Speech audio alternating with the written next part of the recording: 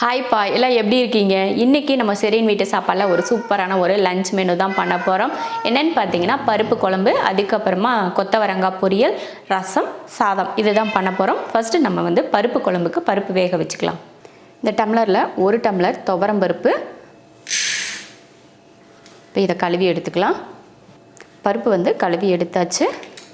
இது கூட ஒரு தக்காளி, கொஞ்சம் மஞ்சள் தூள், அடுத்து கொஞ்சமாக எண்ணெய், 1 ஸ்பூன் அளவுக்கு எண்ணெய் ஊற்றிக்கிட்டால் போதும்.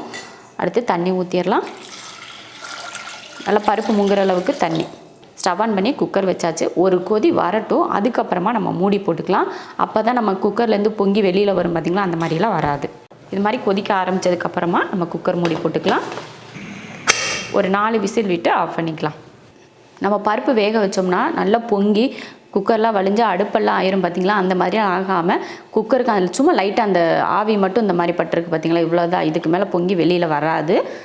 அதுவும் இல்லாமல் நீங்கள் கொதிக்கிறது இன்னும் நல்லா கொதிக்க வச்சுட்டிங்கன்னா கூட இது கூட வராது. நான் ஒரு கொதியிலே போட்டேன். நல்லா ஒரு கொதி 2-3 கொதி கொதிச்சதுக்கப்புறமா நீங்கள் போட்டிங்கன்னா இது கூட வராது.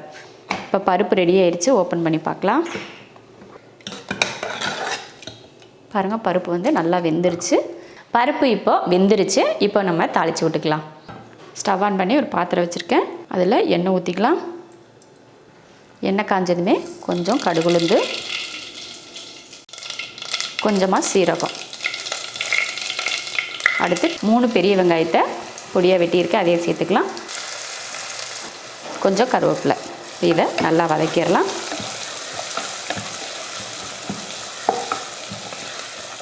வெங்காயம் பார்த்திங்கன்னா இந்த அளவுக்கு வதங்கிட்டால் போதும், ரொம்ப பொன்னிறமாலாம் வர தேவையில்லை. இப்போ இதில் கொஞ்சம் பெருங்காயத்தூள்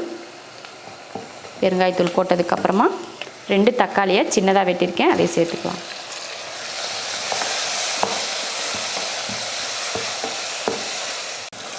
வெங்காயம் தக்காளி நல்லா வதங்கிருச்சு. ஒரு 1/2 ஸ்பூன் அளவுக்கு மிளகாத்தூள், 1/4 ஸ்பூன் அளவுக்கு கரம் மசாலா, அடுத்து 1 ஸ்பூன் அளவுக்கு மல்லித்தூள். இப்போ இதை வதக்கிடலாம்.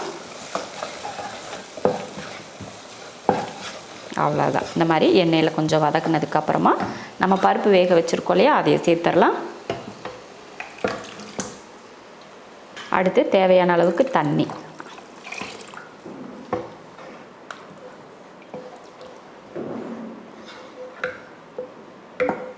அவ்வளோதான். இந்த அளவுக்கு தண்ணி கலந்துக்கிட்டால் போதும்.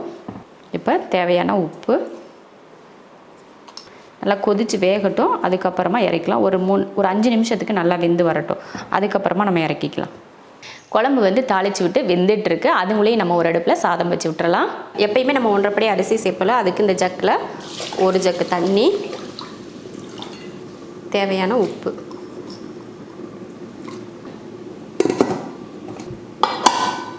அடுப்பில் வச்சு 3 விசில் விட்டு ஆஃப் பண்ணிக்கலாம். நல்லா ஒரு 5 நிமிஷம் கிட்ட வேகவும் நல்லா மசாலா வடையெல்லாம் போயிட்டு நல்லா அந்த பக்குவத்துக்கு வந்துடுச்சு. இப்போ இறக்க போகிறதுக்கு முன்னாடி கொஞ்சம் மல்லித்தலை தூவிட்டு இறக்கிக்கலாம். இப்போ அடுப்பை ஆஃப் பண்ணிடலாம். அருமையான ஒரு பருப்பு குழம்பு ரெடி ஆயிடுச்சு. இந்த குழம்பு பார்த்திங்கன்னா சாப்பாட்டுக்கு நல்லாயிருக்கும். அப்புறம் இட்லி, தோசை, அப்புறம் சப்பாத்தி, மெயினாக சப்பாத்திக்கு ரொம்ப ரொம்ப நல்லாயிருக்கும். நிறைய பேர் நினைப்பீங்க பருப்பு குழம்பு சப்பாத்திக்கெலாம் நல்லாவே இருக்காது அப்படின்னு நினைப்பீங்க. ஆனால் இன்றைக்கி நம்ம பண்ணியிருக்கோம் பார்த்திங்களா, அந்த மாதிரி ஒரு பருப்பு குழம்பு கண்டிப்பாக நீங்கள் சப்பாத்திக்கு செஞ்சு பாருங்கள். ரொம்ப ரொம்ப அருமையாக இருக்கும். அடிக்கடிவே நீங்கள் செய்யலாம் அப்படின்னு தோணும். அந்த மாதிரி ஒரு டேஸ்ட்டில் இருக்கும். அதே சமயம் சப்பாத்திக்கு தான் நல்லா இருக்குமா அப்படின்னு கேட்காதீங்க. சாதத்துக்கும் நல்லாயிருக்கும், சப்பாத்திக்கும் நல்லாயிருக்கும், தோசைக்கு, இட்லி எல்லாத்துக்குமே ரொம்ப நல்லாயிருக்கும். இப்போ இறக்கி வச்சுட்டு நம்ம கொத்தவரங்காய் பொரியல் பண்ணிடலாம். பொரியல் பண்ணுறதுக்கு ஸ்டவ் ஆன் பண்ணி கடாய் வச்சுருக்கேன். அதில் எண்ணெய் ஊற்றிக்கலாம். எண்ணெய் காஞ்சதுமே கொஞ்சம் கடுகு பொரிஞ்சதுமே வெங்காயம், 3 பச்சை மிளகாய், பச்சை மிளகாய்க்கு பதில் நீங்கள் வரமிளகாய் கூட சேர்த்துக்கலாம். அடுத்து கொஞ்சம் கருவேப்பிலை,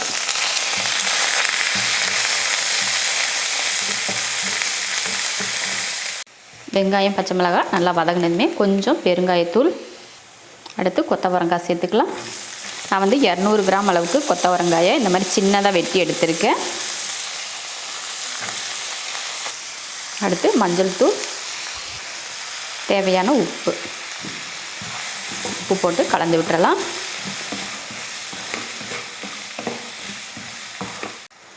கலந்து விட்டதுக்கப்புறமா இப்போ தண்ணி சேர்த்துக்கலாம். கொஞ்சம் அந்த காய் முங்குற அளவுக்கு தண்ணி, இந்த அளவுக்கு போதும். தண்ணி ஊற்றி கலந்து விட்டாச்சு. இப்போ மூடி வச்சிடலாம். அந்த தண்ணி வத்துற வரைக்கும் வேகட்டும். தண்ணி நல்லா வற்றி காயுமே வெந்துருச்சு. இனி கொஞ்சமாக தண்ணி இருக்குது, அந்த தண்ணியும் வதங்குற அளவுக்கு நம்ம வேக வச்சுட்டு அதுக்கப்புறமா நம்ம தேங்காய் சேர்த்துக்கலாம். காயில் இந்த தண்ணியெல்லாம் நல்லா வத்திருச்சு பாருங்கள். இந்த மாதிரி வற்றினதுக்கப்புறமா அடுப்பை ஆஃப் பண்ணிக்கலாம். அடுப்பை ஆஃப் பண்ணிவிட்டு இந்த தேங்காய் துருவல் சேர்த்துக்கலாம். அவ்வளோதான். இப்போ கிளறி விட்டுடலாம். அருமையான ஒரு கொத்தவரங்காய் பொரியல் ரெடி ஆயிடுச்சு.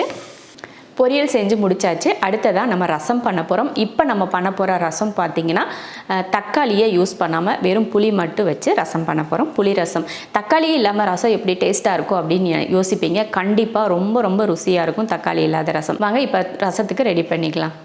ரசத்துக்கு தட்டி எடுத்துக்கலாம். 1/2 ஸ்பூன் அளவுக்கு மிளகு, 1/4 ஸ்பூன் அளவுக்கு சீரகம், ஒரு 5 போல் பூண்டுப்பல், இதை தட்டி எடுத்துக்கலாம். ரசத்துக்கு தட்டியாச்சு. அடுத்ததாக நம்ம ரசத்துக்கு புளி கரைச்சிக்கலாம். நம்ம தக்காளியெல்லாம் சேர்க்க போகிறதில்ல, வெறும் புளி மட்டும்தான். ஒரு நெல்லிக்காய் அளவுக்கு புளி எடுத்திருக்கேன், அதை கரைச்சிக்கலாம். ரசம் தாளிக்கிறதுக்கு ஒரு பாத்திரம் வச்சு எண்ணெய் ஊற்றிக்கலாம். எண்ணெய் காஞ்சதுமே கொஞ்சம் கடுகு உளுந்து, கடுகு பொரிஞ்சதுமே ஒரு வரமிளகாய், கொஞ்சம் பெருங்காயத்தூள், அடுத்து கொஞ்சம் கருவேப்பிலை, அடுத்து ரசத்துக்கு தட்டி வச்சுருக்கோம் அதை சேர்த்துக்கலாம். கொஞ்சமாக மஞ்சள் தூள்,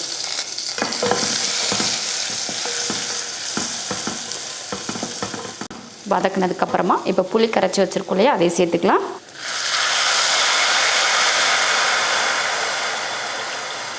தேவையான அளவுக்கு உப்பு. புளிப்பு நமக்கு ரசத்துக்கு எந்த அளவுக்கு தேவை அப்படின்னு சொல்லி பார்த்துட்டு நம்ம தண்ணி ஊற்றிக்கணும். இல்லை புளிப்பு கரெக்டாக இருக்குது அப்படின்றச்சுன்னா அடுத்து நம்ம தண்ணி சேர்க்க தேவையில்லை. இல்லை புளிப்பு அதிகமாக இருக்குன்னா கொஞ்சமாக தண்ணி சேர்த்துக்கலாம். அடுத்து கொஞ்சம் மல்லித்தழை சேர்த்துட்டு கலந்து விட்டுறலாம். புளிப்பு பார்த்துட்டு தண்ணி ஊற்றிக்கணும்னு முன்னாடியே சொல்லியிருக்கேன் இல்லையா, அதே போல் பார்த்துட்டு தண்ணி சேர்த்துக்கோங்க. ஒரு கொதி வரட்டும், அடுப்பை ஆஃப் பண்ணிக்கலாம். பார்த்திங்கன்னா ரசம் லைட்டாக கொதிக்க ஆரம்பிச்சிருச்சு. இப்போ அடுப்பை ஆஃப் பண்ணிக்கலாம். அருமையான தக்காளியே இல்லாமல் ரசம் ரெடி பண்ணிட்டோம். ரொம்ப நல்லாயிருக்கும். இது சாதத்தில் ஊற்றி சாப்பிட்றப்போ சூப்பராக இருக்கும். நம்ம தக்காளி இல்லைன்னா ரசம் எப்படி டேஸ்ட்டாக இருக்குமோ அப்படின்னு யோசிக்கவே தேவையில்லை. கரெக்டாக இந்த மெத்தடில் புளியோட அளவு மட்டும் கரெக்டாக பார்த்துட்டு சேர்த்துட்டிங்கன்னா ரசம் சூப்பராக இருக்கும். இப்போ ரசம் ரெடி ஆயிடுச்சு, இறக்கிக்கலாம். பருப்பு குழம்பு ரெடி ஆயிடுச்சு, கொத்தவரங்காய் பொரியலும் ரெடி ஆயிடுச்சு, ரசமும் ரெடி ஆயிடுச்சு, சாதமும் ரெடி ஆயிடுச்சு. 4மே சூப்பராக ரெடி ஆயிடுச்சு. இப்போ நம்ம பரிமாறிக்கலாம். கொத்தவரங்காய் பொரியல், பருப்பு குழம்பு, தக்காளி போடாத புளி ரசம், சாதம். சூப்பரான ஒரு லஞ்ச் மெனு ரெடி ஆயிடுச்சு. இப்போ நம்ம பண்ணியிருக்க பருப்பு குழம்பு பார்த்திங்கன்னா எல்லாத்துக்குமே நம்ம சாப்பிட்லான்னு சொல்லிட்டு முன்னாடியே சொல்லியிருக்கேன். கண்டிப்பாக செஞ்சு பாருங்கள். அதே சமயம் ரசமும் ரொம்ப அருமையாக இருக்கும். அதே சமயம் கொத்தவரங்காய் பொரியல் ரொம்ப பொருத்தமாக இருக்கும். இது எல்லாத்துக்குமே காம்பினேஷன் சூப்பராக இருக்கும்.